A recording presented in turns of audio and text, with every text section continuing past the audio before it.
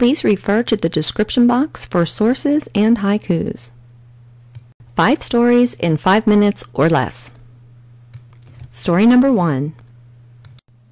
One person was killed and several injured after a train carrying GOP lawmakers crashed into a truck Wednesday, January 31st.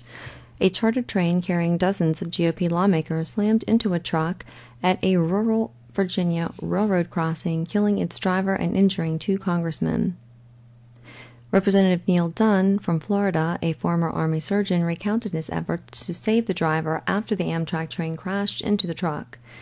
Quote, "We did try to resuscitate, but ultimately you had to realize it wasn't possible." The collision left trash scattered along the crash site about 125 miles southwest of Washington, D.C., where the wreck occurred. At least 2 members of Congress were hurt in the wreck. Representative Chuck Fleischman of Tennessee suffered injuries to his neck, back, and foot, and Representative Jason Lewis from Minnesota was treated and released for concussion at the University of Virginia Medical Center. The lawmakers were headed to a West Virginia Congressional Institute annual retreat. Story number 2.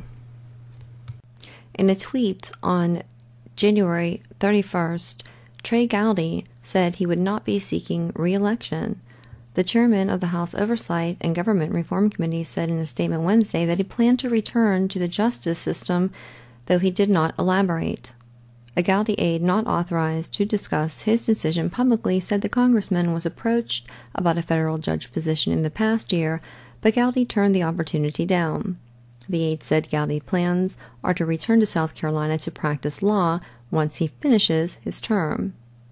Earlier this month, on January the 11th, Gowdy tendered his resignation from the powerful Ethics Committee.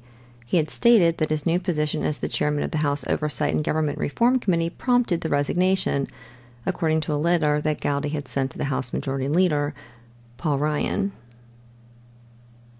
Story number 3.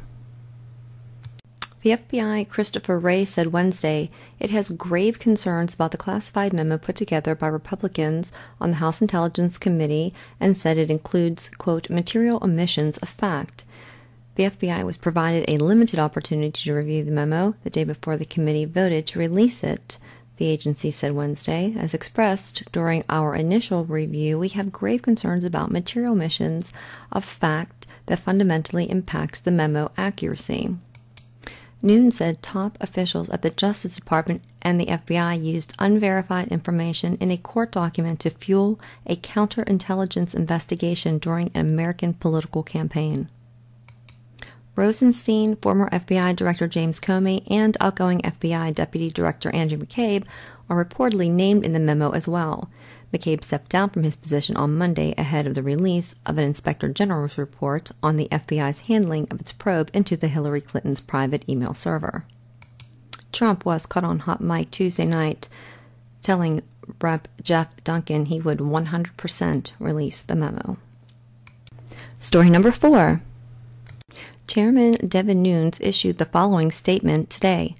Having stonewalled Congress demands for information for nearly a year, it's no surprise to see the FBI and DOJ issue spurious objections to allowing the American people to see information related to surveillance abuses at these agencies.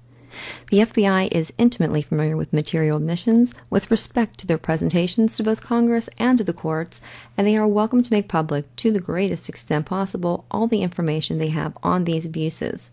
Regardless, it's clear that top officials used unverified information in a court document to fuel a counterintelligence investigation during an American political campaign.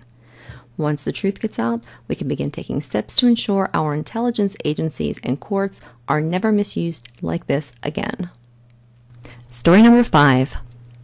And now coming out of CNN, so take it for what it's worth, which is what I think is supposed to be the new spin, and that is somehow contorting this FBI agent Peter Stork as actually somehow being on Trump's team, alleging that Stork co-wrote what appears to be the first draft that formed the basis of the letter that Comey sent to Congress and also supported the reopening of Clinton's investigation once the emails were discovered on the disgraced Anthony Weiner's laptop.